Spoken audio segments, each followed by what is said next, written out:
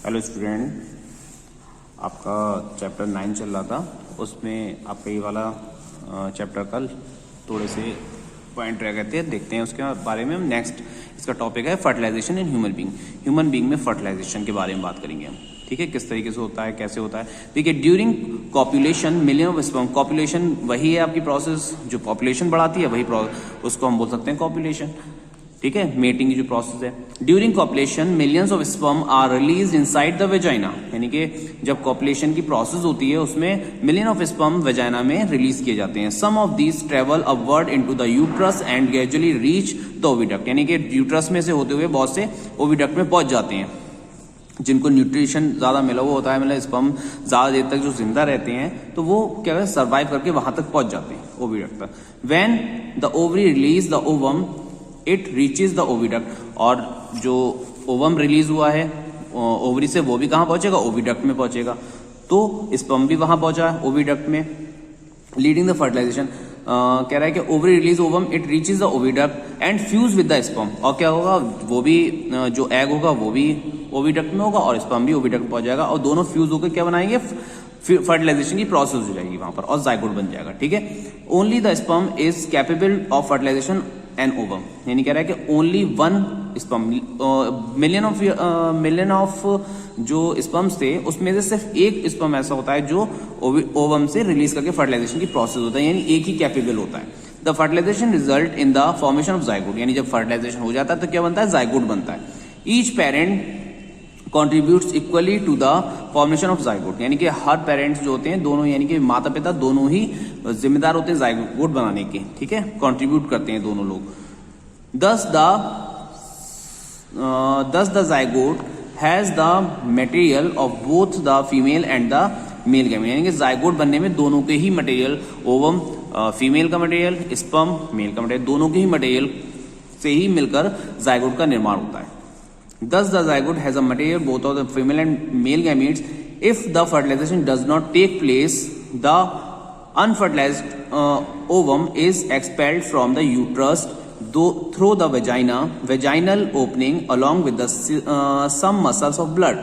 This is called menstruation. यानी कि जब स्पर्म नहीं पहुंचता है वहां पर और एग रिलीज हो जाता है, एग बना हुआ होता है, तो एग के पास स्पर्म नहीं पहुंचता है, जाइगोट नहीं बनता है, फर्टिलाइजेशन की प्रोसेस नहीं होती है, तो वो रप्चर्ड हो जाता है। जो एग होता है वो थोड़े टाइम के बाद रप्चर हो जाएगा और उसमें जितनी ब्लड वेसल्स उसके द्वारा उसके साथ में मिलकर वो वजाइना से रिलीज हो जाता है, जिस प्रोसेस को हम बोलते हैं मेंस्ट्रुएशन, ठीक है।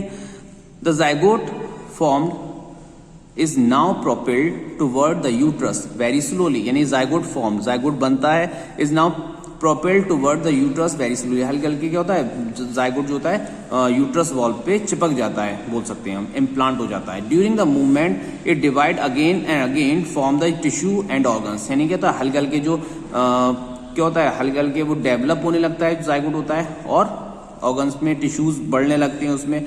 This developing structure is called embryo, और 1000 बोल सकते हैं 100 ऑफ एक बोल सकते हैं कि हॉलो बॉल की तरह बन जाती है। जो एक सेल्स बनेगी जाइगोट की, वो हल्का करके मैच्योर होती जाएगी, बढ़ती जाएंगी सेल्स, उसमें सेल्स का नंबर बढ़ता जाएगा, एक हॉलो बॉल की तरह बन जाएगी, जिसको हम बोलेंगे एम्ब्रियो बन जाएगा वो, ठीक है। अब हम बात करते हैं डेवलपमेंट ऑफ एम्ब्रियो। एम्ब्रियो का डेवलपमेंट कैसे होता है, विकास कैसे होता है, ठीक है, उसके बारे में देखते हैं।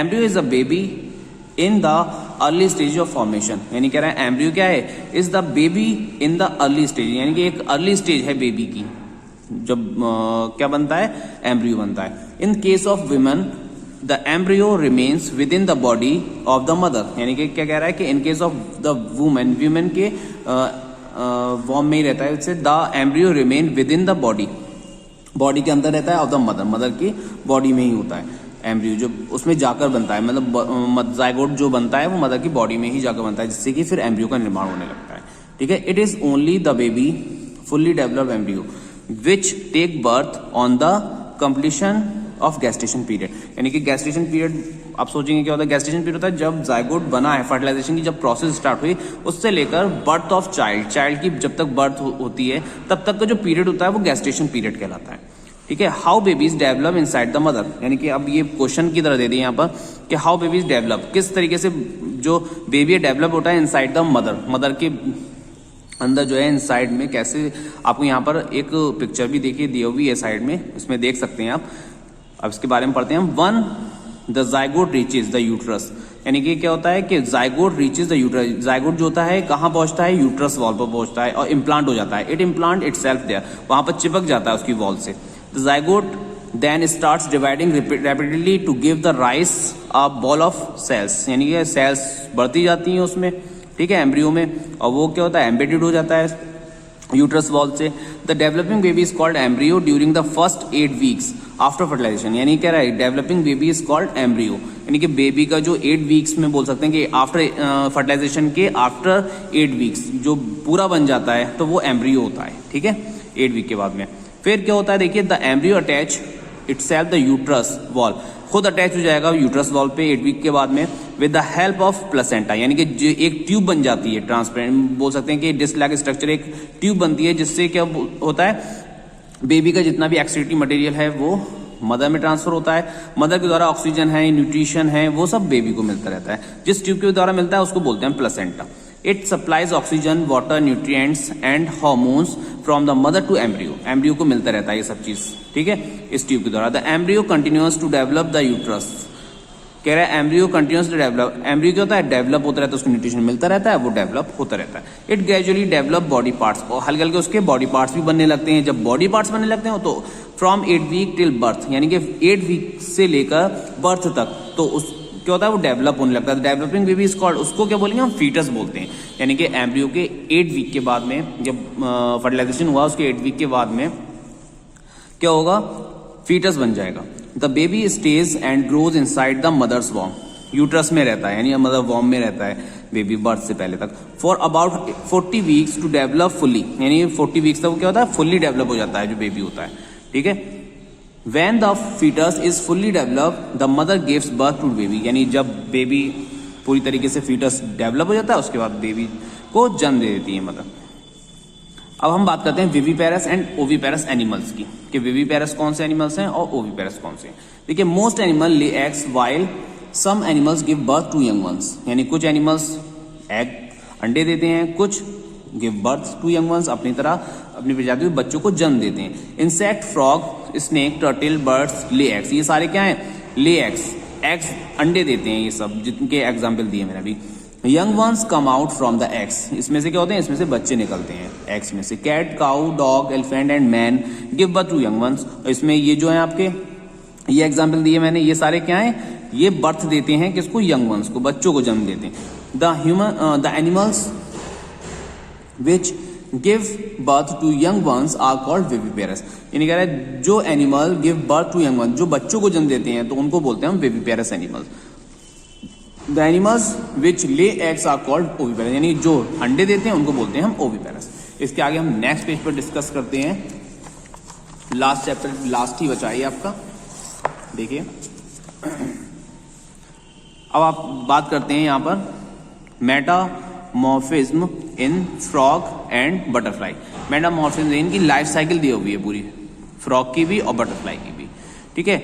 Newly hatched bird and young ones of mammals look similar to their parent, यानी कि जब बर्ड के जो बच्चे होते हैं अंडे में से निकलते हैं, लुक सिमिलर टू, किसी अपने पेरेंट्स के ही तरह दिखते हैं। However in the some animals newly hatched individual do not resemble the parents and undergo a series of changes, यानी कि आफ्टर बर्थ, यानी कुछ एनिमल्स ऐसे होते हैं जिनके बच्चे अंडे में से निकलने के बाद अपने पेरेंट्स की तरह बिल्कुल नहीं दिखते, तो हल्के हल्के सीरीज वाइज सीरीज वो हल्के हल्के अपने पेरेंट्स की तरह बनने लगते हैं। Let us study this process use life cycle frog of butterfly, हम ये प्रोसेस को देखेंगे बटरफ्लाई और फ्रॉग की लाइफ साइकिल के द्वारा।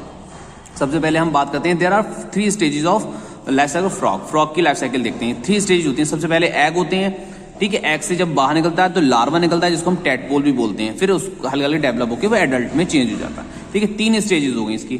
अब हम बात करते हैं, देखिए, a frog is a good example of which tadpole looks so different from the adult, यानी कि जो अपना माता पिता यानी कि एडल्ट फ्रॉग है उससे बिल्कुल अलग दिखता है tadpole.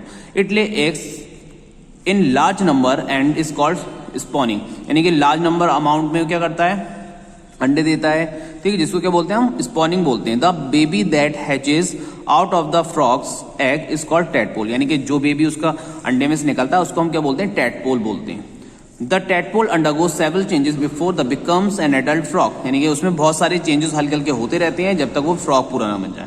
These changes are controlled by the hormones thyroxine, यानी कि ये कंट्रोल किस एक हार्मोन्स के द्वारा रेगुलेट होते हैं, कंट्रोल होते हैं, जिसको हम बोलते हैं थायरॉक्सिन। ठीक है, अब हम बात करते हैं life cycle of a butterfly. Let us now butterfly की लाइफ साइकिल है, देयर आर 4 मींस, इसमें क्या, उसमें 3 स्टेजेस थी, इसमें 4 स्टेजेस हैं। एग के बाद लार्वा बनेगा, लार्वा के बाद एक और स्टेज आती है प्यूपा की, वहां पर एडल्ट की आई थी, लेकिन यहाँ पर प्यूपा भी बनता है, प्यूपा के बाद यहाँ पर एडल्ट बनता है। ठीक है, देखिए the changes that occurs during these stages controlled by the 2 hormones, इसमें 2 एंजाइम के द्वारा ये कंट्रोल किया जाता है। ठीक है, जुनेवाइल एंड हार्मोन्स एंड एग्ड्यूसोन। ठीक है, दो हार्मोन्स हैं जिनके द्वारा ये क्या होता है, कंट्रोल होता है, रेगुलेट होता है। ठीक है, the various stages that occurs during life cycle of a butterfly are shown, यहाँ पर दी हुई है, यहाँ पर आप देख भी सकते हैं। एग बना, एग के बाद कैटरपिलर, कैटरपिलर के बाद क्या बना हुआ है, देखो किस सेलिस बना हुआ है, फिर यहाँ पर एडल्ट इमर्जेस है, उसके बाद में एडल्ट बनेगा। यहाँ पर देखिए, from the life cycle of frog, caterpillar and butterfly we learn that the young ones coming out of the egg. Life cycle में फ्रॉग के भी और कैटरपिलर के भी सबसे पहले क्या होता है, एग होता है, एग में से निकलता है बाहर, तो वहां पर टैडपोल निकला, यहाँ पर क्या कैटरपिलर निकलता है। ठीक, come out the egg and has to pass through certain stages development before growing into the adult. Adult में चेंज होने के लिए उसमें कुछ स्टेजेस हैं, उसके बाद में आता है, यानी एग से लेकर कुछ स्टेजेस बीच में, उसके बाद में एडल्ट बनता है ये भी।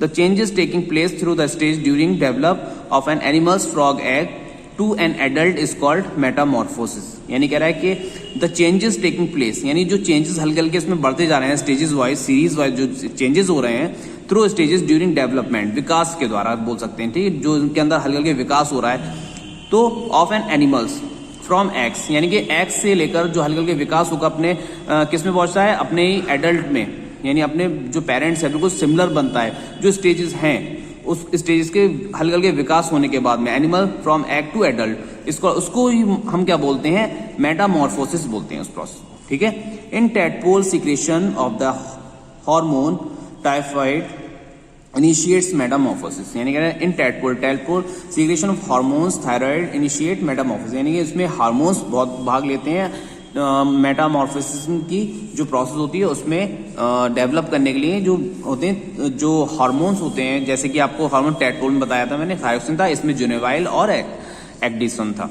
ठीक है, तो ये प्रोसेस को किसको बनाते हैं, पूरा विकास किसके द्वारा होता है, ना हार्मोन्स के द्वारा, ये यही कंट्रोल करते हैं।